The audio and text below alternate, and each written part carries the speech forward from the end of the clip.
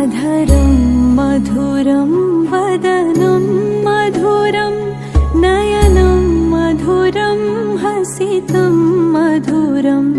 हृदयं मधुरं गमनं मधुरं मधुराधिपतेरखिल